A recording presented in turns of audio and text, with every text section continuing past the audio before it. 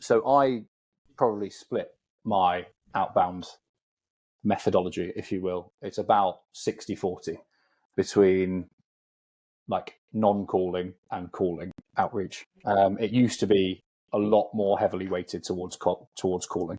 But as you rightly say, things have changed. Like you see decision makers like from reasonably sized businesses getting lots of interactions on LinkedIn, for argument's sake, complaining that they've been persistently cold called by a rep, for argument's sake. And they like the perception might be that a connection request on LinkedIn, for argument's sake, is sort of a better segue to ask for permission to pitch, if you will. However, having said that, the biggest deals that I've closed since joining Revolut have all come from a cold call. They've all come from me getting through a gatekeeper and bargaining for time and pitching someone over the phone.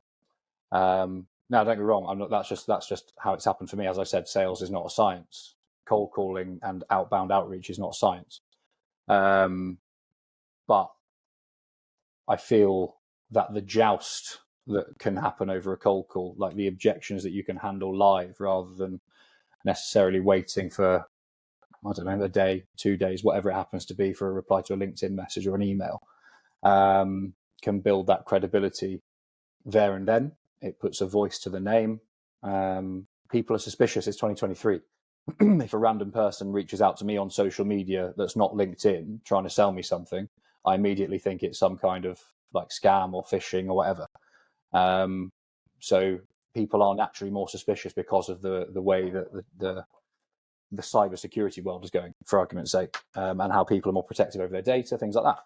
Being able to, as I just said, like live handle objections, sort of live handle a brush off, which we'll probably go into more detail on what the difference between those two things are at some point, really does instill that credibility with your prospect. And if you can win the joust or win the battle on the initial cold call and book that demo, or whatever your next stage in your sales cycle is, personally, I've always had much more success in closing larger deals off the back of a cold call.